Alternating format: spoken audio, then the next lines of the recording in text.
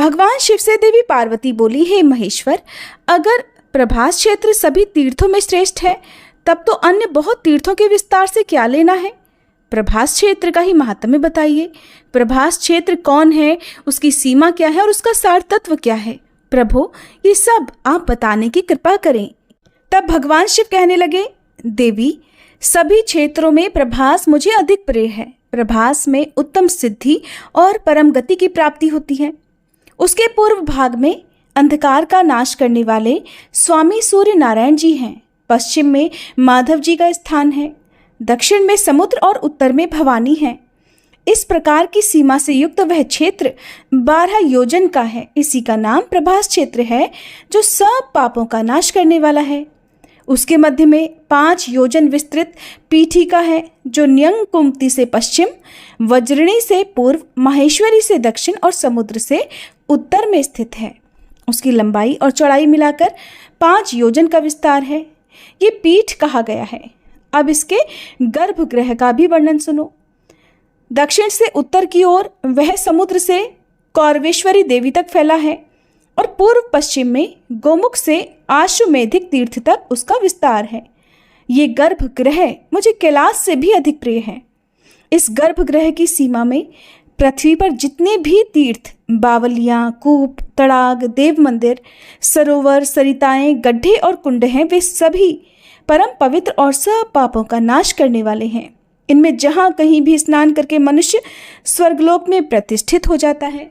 इस क्षेत्र का प्रथम भाग माहेश्वर कहा गया है, जो कि परम पवित्र है। दूसरा वैष्णव भाग और तीसरा ब्रह्म भाग है। ब्रह्म भाग में 1 करोड़ तीर्थ हैं। वैष्णव भाग में भी 1 कोटि तीर्थ हैं। इन दोनों के मध्य में रुद्र भाग या माहेश्वर भाग है। इसमें 1.5 करोड़ तीर्थ हैं। इस प्रकार यह क्षेत्र 3 देवताओं का बताया गया है। ये गोपनीय से भी गोपनीय तथा मुझे विशेष प्रिय है। देवी, सब विभागों को मिलाकर इस क्षेत्र में 3.5 करोड़ तीर्थ हैं। इसकी यात्रा भी 3 प्रकार की है। पहली रौद्री यात्रा, दूसरी वैष्णवी यात्रा और तीसरी ब्राह्मी यात्रा कही गई है, जो सब पापों का नाश करने वाली है। ब्रह्म विभाग में इच्छा शक्ति कही गई, वैष्णव भाग में क्रिया शक्ति और तीसरे रुद्र भाग में ज्ञान शक्ति बताई गई है। पापी, शठ अथवा दूसरों को हानि पहुंचाने वाला मनुष्य ही क्यों न हो, अगर वह प्रभास क्षेत्र के मध्य भाग में निवास करता है तो सब पापों से मुक्त हो जाता है। हिमवान, गंधमादन, कैलाश, निषद, परम प्रकाशमय मेरुगिरी, मनोहर त्रिकूट, महागिरी, मानसोत्तर, रमणी देवोद्यान, नंदनवन तथा स्वर्गलोक के रमणीय तीर्थ और मंदिर, इन सब को छोड़कर प्रभास में ही मेरा मन लगता है। देवी, जो एकाग्र चित्त होकर प्रभास में संयम पूर्वक निवास करता है, वह तीनों समय भोजन करके भी वायु पीकर रहने वाले तपस्वी के समान पुण्य फल का भागी होता है। जो विघ्नों से आक्रांत होकर भी प्रभास तीर्थ का सेवन नहीं छोड़ता, वह जरा और मृत्यु को त्याग देता तथा जन्म के अशाश्वत चक्र से अर्थात जीवन मरण के चक्र से मुक्त हो जाता है। जो मनुष्य प्रभास क्षेत्र में निश्चय पूर्वक निवास करते हैं, उनको एक ही जन्म में मोक्ष प्राप्त हो जाता है। जो उत्तम व्रत का पालन करने वाले ब्राह्मण प्रभास क्षेत्र में स्थित हैं, जो मृत्युंजय मंत्र के साथ शतरुद्री का जप करते हैं, उन्हें 6 महीने के भीतर ज्ञान प्राप्त हो जाता है। नाम का पर्याय बताने वाले विद्वान पुरुष शिव कहते हैं वेद को। शतरुद्र मंत्र शिव स्वरूप वेद का आत्मा है। जो प्रभास क्षेत्र में आकर इडयम इत्यादि मंत्र से मेरा पूजन करते हैं, वे निस्संदेह मुक्त हो जाते हैं। जो मनुष्य वहाँ समंत्र और अमंत्र भाव से रहते हैं, अर्थात मंत्र जपें या ना जपें, केवल वहाँ सदा निवास करते हैं, वे भी जिस गति को पाते हैं वह बड़े बड़े दानों और यज्ञ करने से भी नहीं मिलती। इस क्षेत्र में स्वयंभू लिंग के रूप में साक्षात हम महेश्वर ही निवास करते हैं। प्रभास में भगवान सोमनाथ के दक्षिण में करोड़ों रुद्र स्थित हैं। ब्रह्मांड में जितने भी तीर्थ हैं, वे सभी वैशाख की चतुर्दशी को सोमनाथ के समीप जाते हैं। प्रभास क्षेत्र में निवास करने वाले पुरुषों के लिए जो सद्गति बताई गई है, वह न तो कुरुक्षेत्र में है, न हरिद्वार में और न पुष्कर में ही है। देव देव महादेव जी का वह गुप्त क्षेत्र 7 योजन है। वहाँ ब्रह्मा और विष्णु आदि देवता तथा असंख्य योगी सनातन भगवान मुझ सदाशिव की ही उपासना किया करते हैं। देवी, वे सभी मेरे भक्त हैं और मेरी ही उपासना में तत्पर रहते हैं।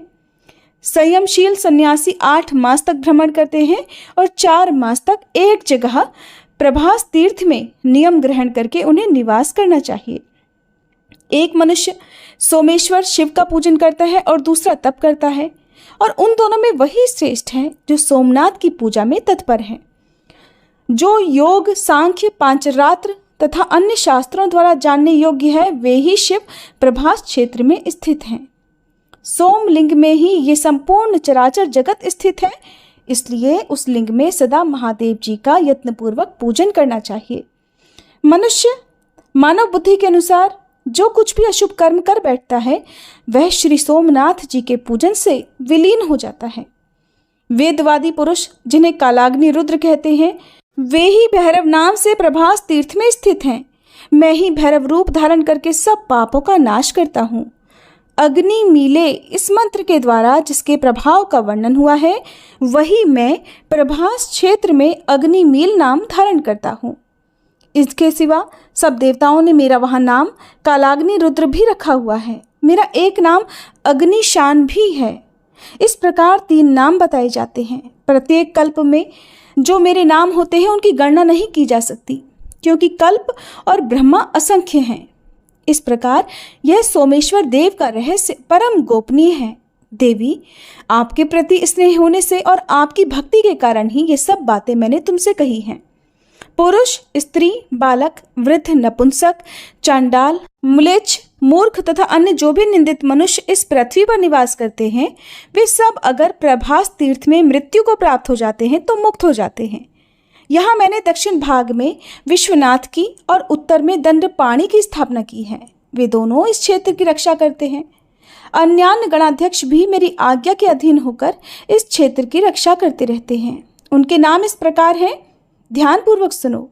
महारुद्र, चंडीश, घंटाकर्ण, गोमुख, विनायक, महानाद, काकवक्त्र, शुभेक्षण, एकाक्ष, दुंदुभि, चंड, तालजंघ, भूमिदंड, दंड, शंकुकर्ण, वैधृति, तालदंड, महातेजा, चिपिटाक्ष, हयानन, हस्तिवक्त्र, श्ववक्त्र, विडालवदन, सिंहमुख, व्याघ्रमुख तथा वीरभद्र, ये सब श्री गणेश जी को आगे रखकर देव देव शिव तथा इस क्षेत्र की रक्षा किया करते हैं।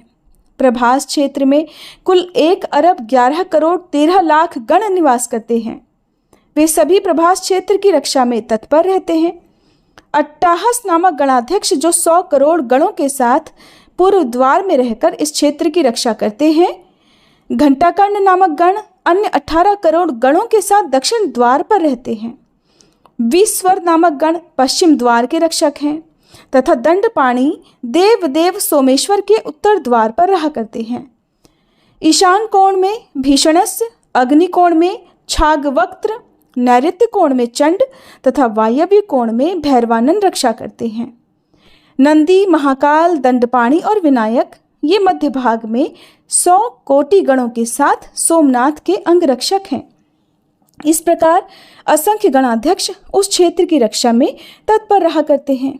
देवी, कलयुग के पातकों से जिनका मन दूषित है, उनके लिए मेरा वह स्थान अगम्य है। मेरे लोक में जो पातालवासी सिद्ध हैं, वे काल भैरव सोमनाथ की परिक्रमा किया करते हैं। पृथ्वी में जो पुण्यतीर्थ, मंदिर और देवता हैं, वे सभी सोमेश्वर देव की परिक्रमा करते हैं। शाकुनी, भारभूति, आषाढ़ी, दंड, पुष्कर, नैमिष, अमरेश्वर, भैरव, मध्यम, काल, केदार, कणवीरक, अट्टाहस, महेंद्र, श्रीशैल तथा गया आदि सभी तीर्थ भगवान सोमनाथ की प्रदक्षिणा तथा उनके लिंग की स्तुति करते हैं। जहाँ प्राची सरस्वती है, वहाँ 10 सहस्त्र अरब तथा 3 करोड़ ऋषि निवास करते हैं। जो मनुष्य यहाँ अपने पाप नाशन के लिए स्नान करेंगे, उन्हें 10 गोदान का पुण्य प्राप्त होगा। वहाँ पर शूल भेद आदि लिंग पूजन करने योग्य हैं। महापापाचारी मनुष्य भी प्राची सरस्वती में प्राण त्याग करके साक्षात शिव को प्राप्त होता है। हे ब्राह्मणों, वहां दही और कंबल दान करने चाहिए। ये दान सभी पापों का नाश करने वाला तथा सार से भी सार पुण्य है। ब्रह्म स्थान में एक ब्राह्मण को भोजन कराने से कोटि गुना फल मिलता है। ये जानकर मैं वहां प्रसन्नता पूर्वक स्थित रहता हूँ। कलयुग में वहां सभी तीर्थ अदृश्य होकर रहते हैं। मनोहर प्रभास क्षेत्र में जहां सोमनाथ जी स्थित हैं, वहां मेरे 2 गण उद्भ्रम और संभ्रम रहते हैं। वे वहां रहने वाले दुष्ट लोगों के मन में भ्रम और विभ्रम उत्पन्न कर देते हैं। इस प्रकार वे दुष्ट चित्त वाले प्राणियों से उस क्षेत्र की रक्षा भी करते हैं। जो श्रेष्ठ मनुष्य इस तीर्थ में भक्ति पूर्वक दंड पाणी का दर्शन करते हैं, उन्हें किसी प्रकार का कोई विघ्न नहीं प्राप्त होता। जो ब्राह्मण, क्षत्रिय, वैश्य, शूद्र तथा वर्ण संकर इच्छा या अनिच्छा से उस शुभ क्षेत्र के भीतर मृत्यु को प्राप्त होते हैं, वे सभी मेरा सारूप्य प्राप्त करके मेरे दिव्य धाम में चले जाते हैं। मेरु, 7 द्वीप तथा 7 समुद्रों के गुणों का वर्णन किया जा सकता है, परंतु आदिदेव सोमेश्वर शिव के गुणों का वर्णन 100 कोटि वर्षों में भी नहीं किया जा सकता। जय भोलेनाथ। आज का अध्याय समाप्त हुआ। इसके आगे का वृतांत आप सभी अगले अध्याय में सुनिएगा। अब सुनिए आज की कथा। पौराणिक कथा के अनुसार एक बार राजा सहस्त्रबाहु ऋषि जमदाग्नि के यहाँ पधारे और ऋषि जमदाग्नि ने उनका बहुत अच्छी तरह से आदर सम्मान किया। उनकी सेवा में किसी भी तरह की कोई भी कमी नहीं होने दी। सहस्त्रबाहु ऋषि के आदर सम्मान से बहुत ही प्रसन्न हुआ, लेकिन एक बात उनकी समझ में बिल्कुल नहीं आ रही थी कि आखिरकार एक साधारण और सरल जीवन जीने वाले ऋषि आखिरकार उसकी इतनी आवभगत कैसे कर पा रहे हैं। राजा के साथ साथ उसकी सेना के लिए इतने सारे खाने का प्रबंध वो कैसे जुटा पाए। इस बात ने राजा को बड़ा बेचैन रखा। आखिरकार राजा ने अपने सैनिकों से इस बात का पता लगाने के लिए कहा और तब कुछ ही देर में राजा को अपने सैनिकों से पता लगा कि ऋषि जमदाग्नि के पास कामधेनु नाम की एक दिव्य गाय है, जिससे जो कुछ भी मांगो वो सब कुछ मिल जाता है। अब जब राजा को ये बात पता चली कि इसी कामधेनु गाय के कारण ऋषि जमदाग्नि सारे संसाधन जुटाने में कामयाब हो जाते हैं, तो उस राजा के मन में एक लालच पैदा हो गया। वो लालच था उस कामधेनु गाय को हासिल करने का। राजा ने मन में सोचा, ऋषि तो बिल्कुल सादा जीवन बिताते हैं और इस कामधेनु गाय का उनके पास रहने का कोई भी औचित्य नहीं है। इस गाय को तो मेरे पास होना चाहिए। और इस प्रकार राजा के मन में बहुत ज्यादा लालच उस गाय को हासिल करने के लिए पैदा हो गया। तब ऋषि से कामधेनु गाय राजा ने मांगने का प्रयास किया। राजा ने ऋषि से निवेदन किया कि वे उसे कामधेनु गाय दे दें, लेकिन ऋषि जमदग्नि ने कामधेनु गाय को देने से बिल्कुल मना कर दिया। और ऋषि जमदाग्नि के इनकार पर राजा को बहुत ज्यादा गुस्सा आया और फिर उसने कामधेनु गाय को प्राप्त करने के लिए उसी समय ऋषि जमदग्नि की हत्या कर दी। और इस तरह राजा कामधेनु गाय को अपने महल में लेकर आ गया। भगवान परशुराम को ऋषि जमदग्नि का पुत्र माना जाता है। जब ऋषि जमदग्नि की हत्या की खबर उन्हें पता चली, साथ ही जब उन्हें इस बात का भी पता चला कि वो राजा कामधेनु गाय को भी अपने साथ ले गया है, ऐसा समाचार पाकर भगवान परशुराम का क्रोध 7वें आसमान पर जा पहुंचा। उनके क्रोध का तो सभी को पता है।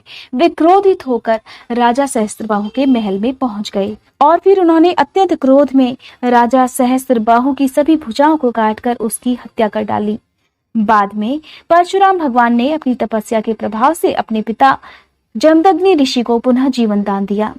जब ऋषि को ये बात पता चली कि परशुराम ने सहस्त्रबाहु की हत्या कर दी है, तो उन्होंने इसके पश्चाताप करने के लिए परशुराम जी से भगवान शिव का जलाभिषेक करने को कहा था।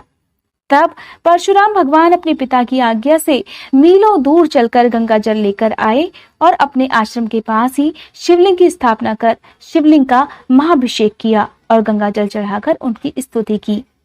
इस प्रकार माना जाता है कि सबसे पहले परशुराम भगवान ने ही शिवलिंग का अभिषेक किया था और तब से कांवड़ लाकर जल चढ़ाने की परंपरा आज तक चली आ रही है।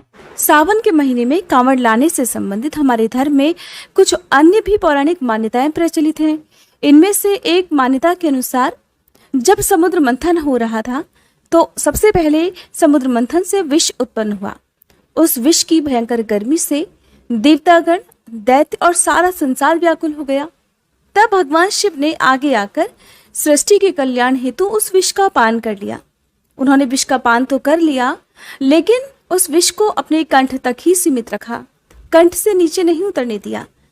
विष की तीव्र जलन के कारण उनका कंठ नीला हो गया और वे नीलकंठ कहलाए।